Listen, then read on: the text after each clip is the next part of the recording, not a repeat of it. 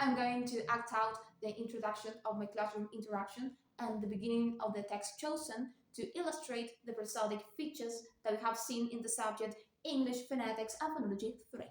Good morning, kids! How cold is it today? Do you like winter? You know winter is coming, right?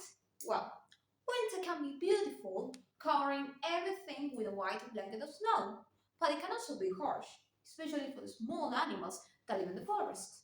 That is why I'm going to tell you a story about the family squirrels who have prepared carefully for the cold season and about the surprising challenge they face one icy day. Let's pay attention to the story. It's called Winter is an old man with a white beard covered in frost. Wherever he walks, he leaves a trail of ice that covers everything. Sometimes it is colder than usual, like when the story happened. It was so cold that the trees looked like Christmas trees decorated with cotton. The squirrel family lived in one of those trees with five little children. The threefold reality of oral communication is suggested by Fernando Poyatos in 1993. And according to Poyatos, there are three aspects that are involved in oral communication. They are verbal language, what we say, it represents 7%, paralanguage, how we say it, and it represents 38%, and in kinesics, how we move it, and it represents 55%. Intonation can be seen from two perspectives, a narrow perspective and broad perspective. As regards the narrow perspective, we have pitch movement alone, and as regards the broad perspective, we can mention various subsystems, such as pitch movement, pitch range, loudness, tempo, rhythmicality, and pause. And this broad perspective of intonation is the one that is taken into account by the subject English Phonetics and Phonology 3. Orientation is the attitude that the speaker adopts when producing oral discourse. We have two types of orientation, direct and oblique. As future teachers of English, we have to adapt a direct orientation because the teachers are focused on the students. There is not a dichotomy between direct and oblique, it is more of a gradient. That is why we say that speakers are mostly direct because they can, from time to time, adopt an oblique orientation. For example, when they make a mistake, but they have to come back to a direct orientation in order to avoid lack of confidence. As regards teacher talk characteristics, I can mention some of them. For example, I have longer speaking turns, I place pauses at syntactical boundaries, I have exaggerated pronunciation and articulation, and the volume of my voice is higher for emphasis, contrast, and clarity. A paraton is a paragraph used in reading aloud and speaking, and paraton boundaries are as follows. They begin with three slant lines and they end with three slant lines. They also begin with high key, that means a step up in pitch to indicate that a new topic is going to start, and they end with low termination, that means that the topic is coming to the end. And they may or may not finish with a pause. Within a paraton, we have internal choices of key. The choices of key can be marked or unmarked. The marked choices are high key and low key, and the unmarked choice is mid key. So for example, here we have high key, it is colder than usual, because it shows a contrasted meaning with something that was already mentioned before. Okay, so here the temperature is higher to what was expected.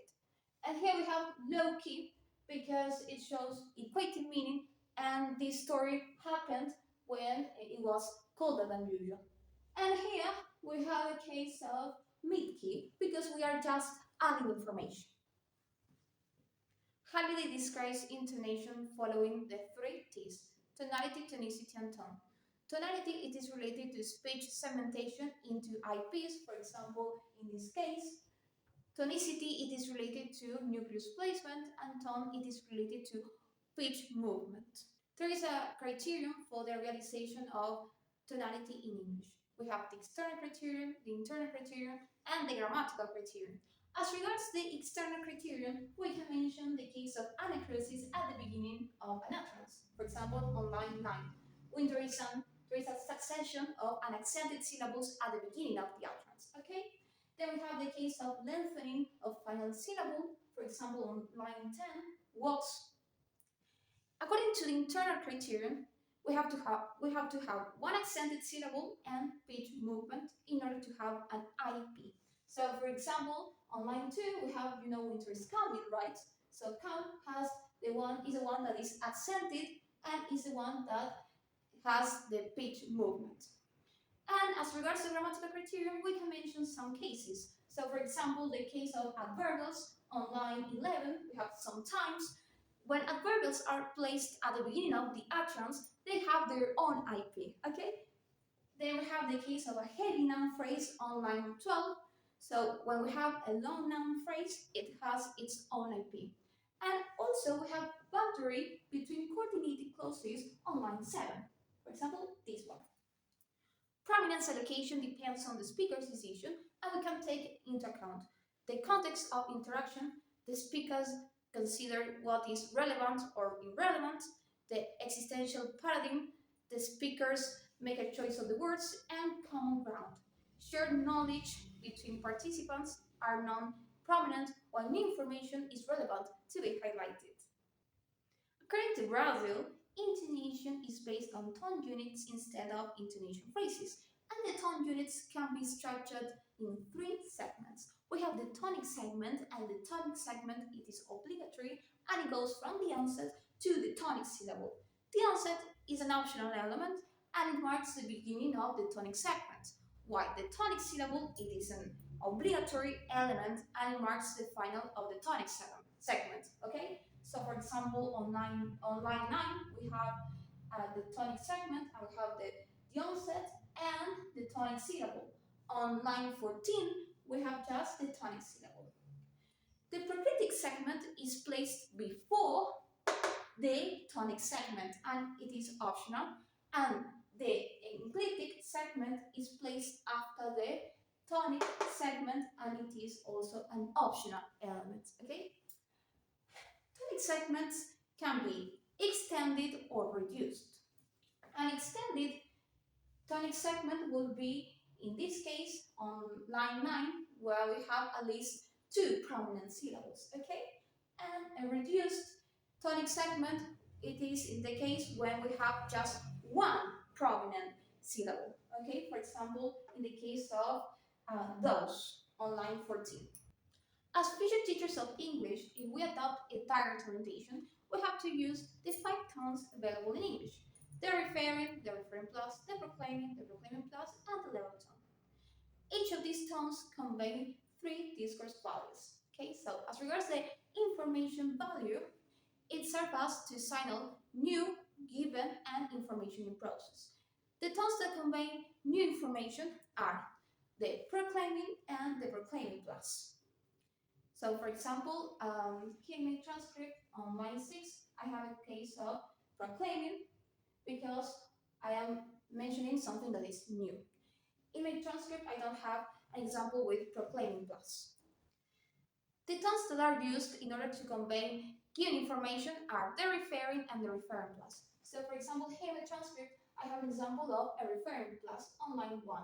So my students, my imaginary students, and I know that it is very cold today.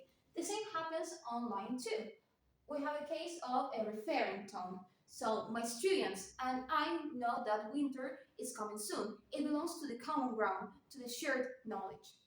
And the tone that is only used in order to convey information in process is the level tone. But in my transcript, I don't have an example with level tone.